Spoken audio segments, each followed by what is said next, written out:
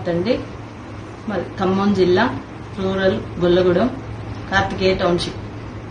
మేము 19వ తారీఖు తిరుపతి వెళ్ళాం పద్మావతికి. 20వ తారీఖు దర్శనం చేసుకున్నాం. నైట్ తెల్లవారుజామున 3ంటికి ఇంటికి వచ్చామండి.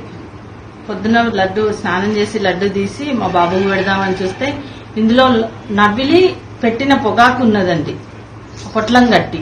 ఆ పొట్లం చూసి ఏంటో ఇది అనుకుని మా బాబుకు చూపిస్తే, ఇది చూద్దాం మమ్మీ, ఇది పొగాకు వాసన వస్తుందని చెప్పాడు. అంత గొప్ప దేవుడి దగ్గర ఇలాంటివి జరగడం కరెక్ట్ కాదు కదండి. మేము ప్రతి నెల వెళ్తున్నామండి అక్కడికి, ప్రతి నెల దర్శనం చేసుకుంటున్నాం. ఇప్పుడు 8వ సారి అయిపోయిందండి మా దర్శనం. మేము 4 వెళ్తామండి.